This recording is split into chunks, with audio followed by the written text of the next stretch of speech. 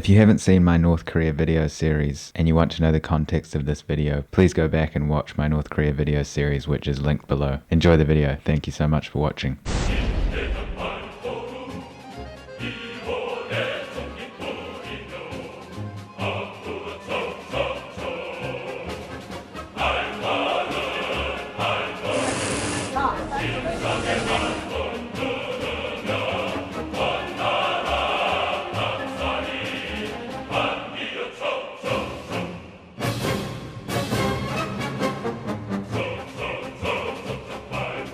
Hello guys, today I'm filming the North Korea Q&A video. I've got two sheets of paper here that I've written out with a bunch of questions that you guys put on my Instagram. So thank you guys for all the questions. There was like 850 questions, so there's no way I can answer all of them. But I really appreciate all of your questions. A lot of them were double up questions, so I've picked out kind of a mixture of a lot of frequently asked questions and then some unique ones as well. Let's get into the questions. So Waggers94 asks, did you interact with the local children? Were they curious about you and did they understand English? Yes, I interacted with a few of the kids there. One of the interactions was caught on video, and that's when we turned up at that Young Pioneers practice parade. And you can see in the video there that the kids are coming up and saying hello, hello, and yelling hello from the other side of the road. And I shook a few of their hands, and I think they understand a little bit of English, but not much. Hello and how are you and things, but not really that much in depth. Another time we saw these kids, a girl that was on the tour with me, she went up and gave them some chocolate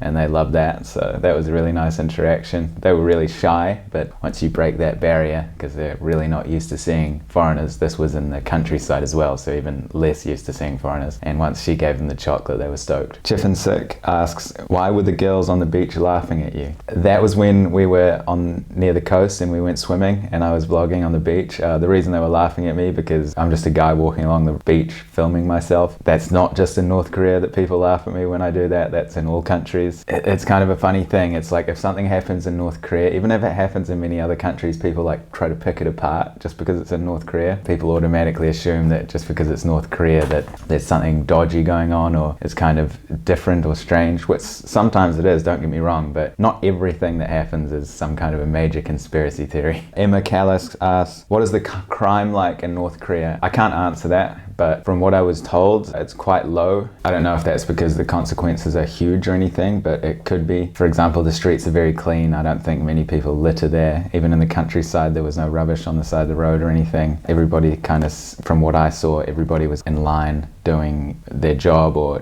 commuting in a certain way, but I didn't get the feeling that there was much crime going on in that country. It felt extremely safe. Probably the safest feeling country I've been to in terms of threats from like the citizens of the country. Misty Lancaster asks, did you see statues of Kim Jong-un? No, I didn't see any statues of Kim Jong-un. Lots of photos of him. The main statues were of Kim Il-sung and his son Kim Jong-il, because Kim Il-sung is the founder and president of North Korea and Kim Jong-il is the general of North Korea. Kim Jong-un is the marshal, so it's coming down in stages, and in the system of North Korea, Kim Il-sung is the most important, and then Kim Jong-il, and then Kim Jong-un. I asked about why isn't there many statues of Kim Jong-un, and that's apparently because he doesn't want statues of himself, so that's all the information I have on that. Kemi Muir asks, during your North Korea series, how were you able to upload your videos? Was your camera the only electrical device allowed in the country? I didn't upload any videos while I was in North Korea because there's no internet access. I was able to bring my camera, I was able to bring my laptop and my phone, but I chose not to for a few reasons. I didn't know, maybe on the history or something, I could have had something that was negative towards the country. Probably not, and I doubt they'd search it, but I just didn't want to take that chance. Some people on the trip brought their laptops and their phones. Another reason, I just wanted to disconnect. I didn't want to have, my laptop and my phone, things that I have in my everyday life, music and things. I just wanted to really take in the experience of being in the most isolated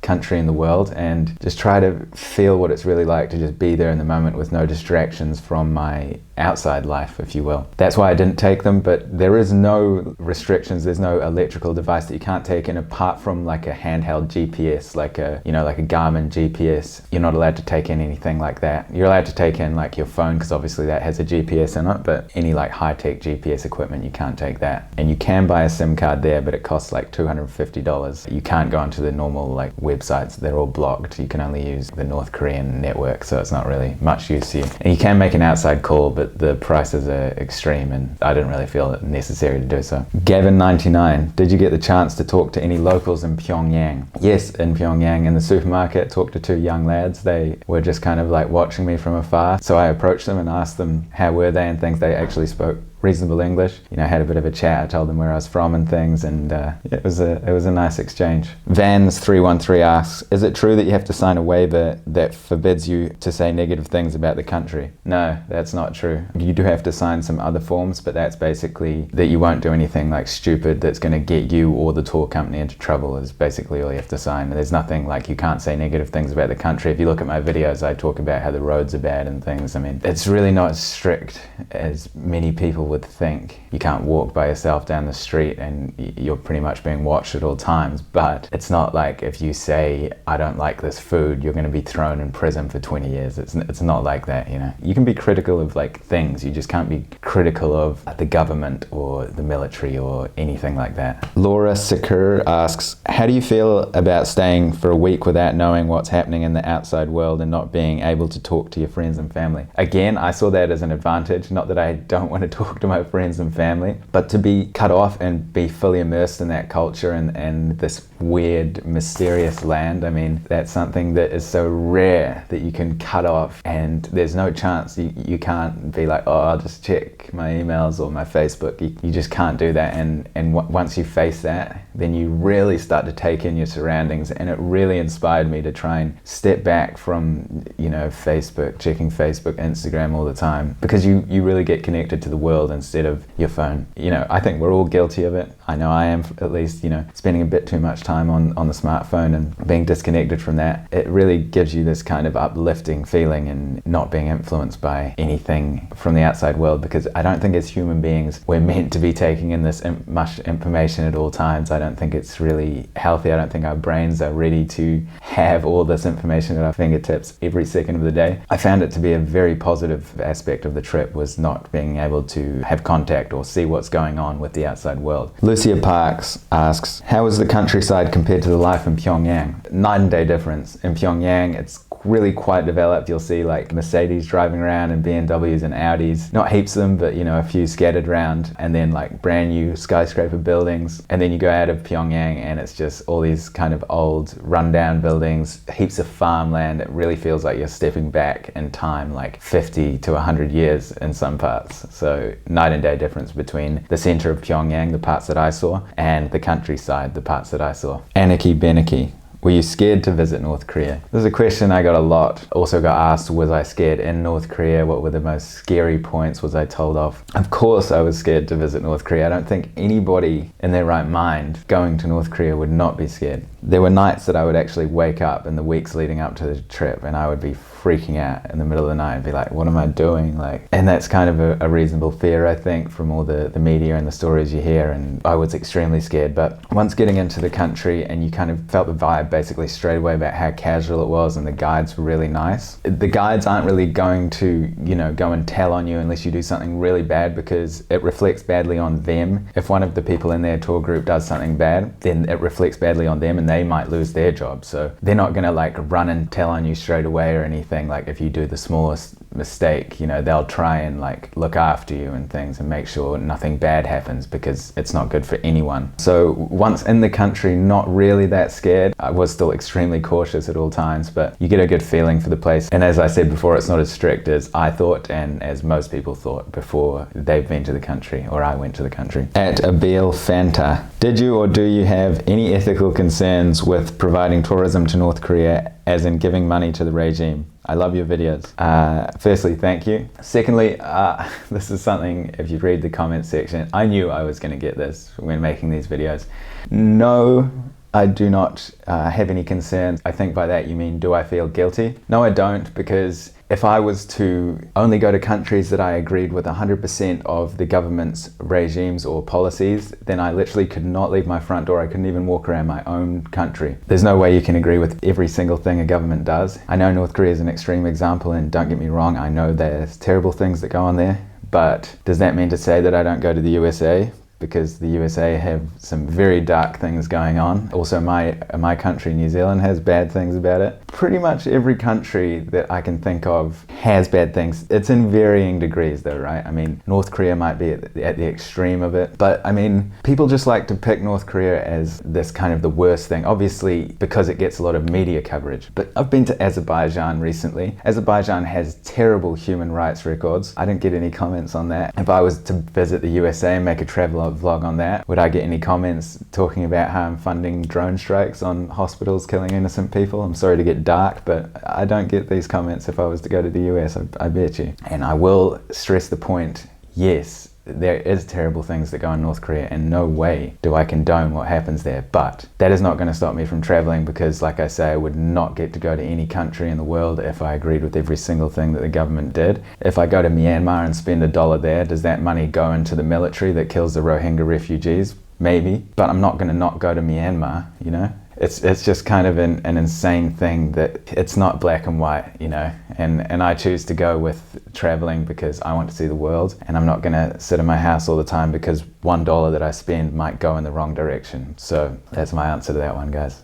Zaharis second, did your views on North Korea change after visiting? 100%. Kind of goes back to what I was just talking about. I think with the media influence is huge, and I would say propaganda works both ways is something that it really taught me. Obviously, I'm only being shown the things that they want me to see. It's a guided tour, and I got a lot of scrutiny on this. You know, if I'm being positive about something because I was shown it by the tour group, then, you know, I'm an idiot because I'm believing everything that they're showing me. I'm not sure that's 100% the case, because there's no way what I saw was all staged. I mean, maybe parts of it, who am I to know that? But there's no way that the thousands and thousands and thousands of people that I saw spread across the countryside farming was just for one bus with 10 foreigners in it. If it's true, then North Korea should really go into some kind of theatre plays, because that would be the most well pulled off play ever. If everything that we saw was staged, then I'm extremely impressed. I just don't think it's true. So my views did change because I wasn't sure, but I thought, you know, there would be all these weird things happening, but it really opened my mind to it a lot, and maybe I've been brainwashed, you know, maybe that's exactly what North Korea wants me to think, you know, like I've been told 100 times. But again, I'm not saying that they're 100% innocent. There's no way, not even close, but there are real people living in that country, and they're not all there just to show foreigners. I mean, there's people going through hard times, I'm sure, but there's also people living reasonably normal lives, I'd say, given the circumstances and relative to what they've lived through. But you know, this is gonna open the biggest can of worms in the comment section. But I mean, what can you do, right? Willy Wonka 798, what made you want to go to North Korea? It's the last isolated, controlled, no influence from the outside world, hardly place on the world. That's what made me want to go, and I don't know how long it's going to be like that with the things that the developments, you know, they're back in talks with the US, you know, the borders might slowly start to open. Like North Korea, there's no marketing there, there's no advertising. You go into the countryside, you feel like you've gone 100 years in the past. All these things that are not going to be around in our world for that much longer. The last chance to see it, you know, time's running out in terms of seeing this country how it is. I mean, I've talked to people that went to North Korea 5 years ago, and even between now and then the difference is huge. So even in the next few years it's going to change dramatically, and to be able to see it before that transition is a once in a lifetime opportunity. So that's the reason I wanted to go, and you know, it's to go to North Korea is something extremely adventurous, and I had the opportunity and I took it, so that's why. Matt B. Juk, did it feel like all the parts of your visit were staged? I've seen various documentaries and videos on the DPK, and they all say it felt as if the people they were allowed to speak to were almost like actors, just wondering how it felt to you. Yeah, again, I really didn't get that feeling. I mean, talking to the kids, I mean, how do you get a kid to be that good of an actor? You know, kind of hesitant, but then saying hello and not saying anything that makes Korea look better, or talking to the kids, talking to those boys, the university students in the supermarket, that didn't feel staged. I mean, I didn't get to talk to heaps of people, but I mean, some of it might have felt staged, like the traffic wardens and things, that feels a bit weird. You know, some of it may very well be staged, like I'm saying, but the majority of it just felt like normal life. Also, what I was saying like before, once you're in North Korea, you know, you're automatically just like hyper assessing everything, you know. You see a person walk down the stairs into the metro station, you're like, oh, did you see how that person was walking? You know, that's really strange. Did you see how that person was looking up at the sky, or depressed, or they look sad or something? I mean, you're hyper assessing. I mean, you could do this in any city if you really wanted to. You could go to Paris, you know, and you could watch people walking next to the Eiffel Tower, and you could be like, yo, that's so staged, you know, look how they're walking next to the Eiffel Tower. Again, I don't know if it's staged, guys, and I can't say yes or no, but I'm leaning towards the no. But, you know, I could be completely wrong here. All I can give you is my perception. MRN DVD asks, I've always wondered if you get a stamp on your passport, and in general, what was the process with the immigration and customs like? Sadly, no passport, guys. I got a lot of questions about the passport, if I got stamped, and it didn't get stamped, which is a real shame, because how cool would that be, right? To have a North Korean stamp, but they don't stamp it. I'm not sure why. I don't know the reasons. They take your visa off you once you leave. They take the visa back. You don't even get to keep the visa. The visa wasn't attached to the passport. It was a separate piece of paper. They do take your passport off you once you enter the country, and then they give it back once you leave, which is, you know, again, kind of scary. But the immigration and customs was pretty mellow. Obviously, we were freaking out, you know, like thinking they were going to search our bags high and low. They put it through a scanner, asked if we had, you know, laptops, phones, or anything. I only had the camera. Leaving, again, I only had the camera. The guy looked through like a few of my clips, like nothing. I had 8 SD cards or 7 SD cards. He only checked like a few of the slow motion clips of the farmland, and that was it. So it was really kind of mellow, but you know, you never know what guard you're going to get. Maybe they're more strict. I've heard of people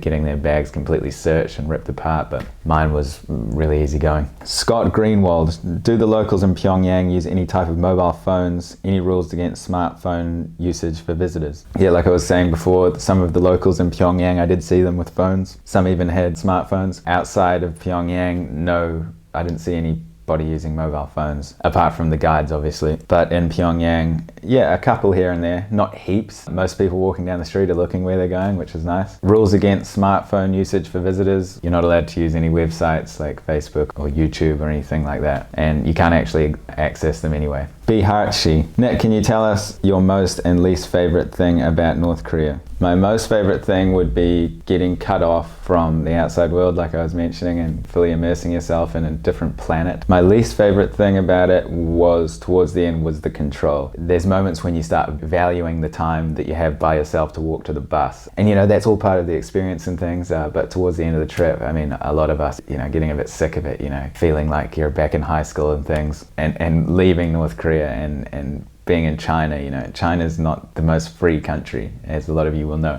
but it's a day and night difference in China compared to North Korea, and just walking down the street by yourself was such a surreal feeling. So, I mean, maybe that's a positive then, right? If you come out valuing your freedom that much, then I would say that's more of a positive. So least favorite things, I don't really say that I'd have one, because I think everything had its positives behind, you know, its negatives. Milbs92, what country is North Korea most like based off your experiences? Like no other country. It's a complete other galaxy. It's another universe. There's nothing like it in the world that I've seen yet. Maybe there is in other places that I can compare, but from what I've seen, there's nothing out there quite like North Korea. It's another world. Felicia Nepal, do people have access to alcohol? If yes, what kind?